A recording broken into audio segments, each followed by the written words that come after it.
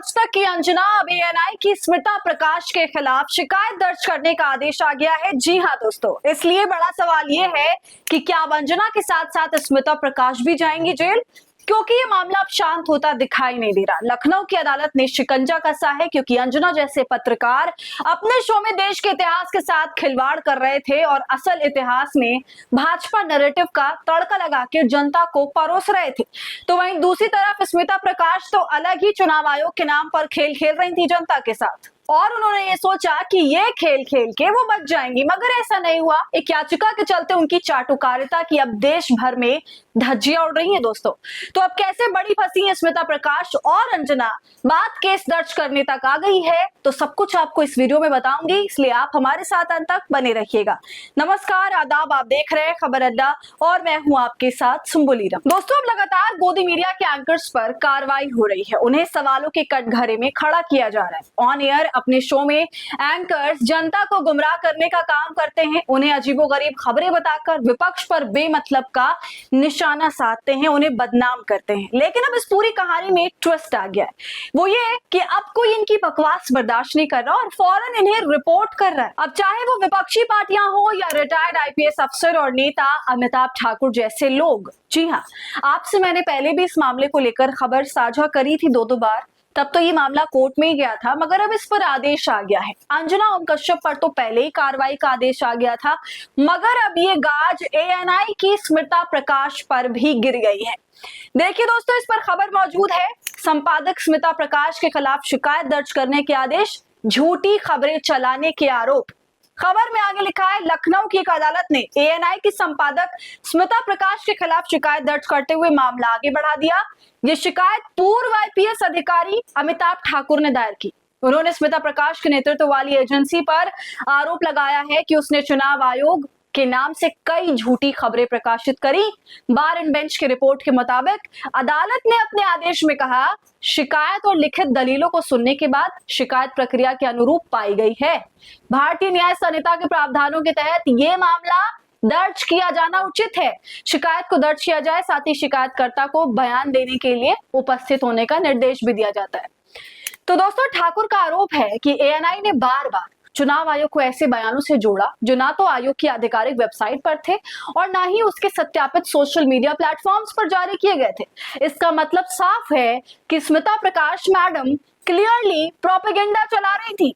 दोस्तों, उनका कहना है कि इस तरह एजेंसी ने आयोग के नाम पर बिना किसी आधिकारिक आधार के झूठी खबरें फैलाई। ठाकुर ने आगे कहा, मेरी जानकारी के मुताबिक एएनआई ने चुनाव आयोग के नाम पर कई ऐसी खबरें चलाई हैं जिनका कोई आधारिक आधार नहीं है। ये ना तो आयोग की वेबसाइट पर उपलब्ध है, ना सोशल मीडिया पर और ना ही किसी प्रेस कॉन्फ्रेंस में जारी की गई। ये खबरें केवल एएनआई के दावे पर आधारित हैं और आयोग के नाम पर मनमानी व झूठी सूचनाएं प्रसारित की गई। सुन रहे हैं आप दोस्तों? वैसे बहुत चौंकने वाली बात है ना कि जो चुनाव आयोग हर किसी का फटाफट फैक्ट चेक कर देता है, सेकंड्स में ऐसा कर देता है, उसने एएनआई की एक भी खबर पर फैक्ट चेक नहीं किया। खैर, आगे बढ़ते हैं, ये सवाल तो बना ही रहेगा।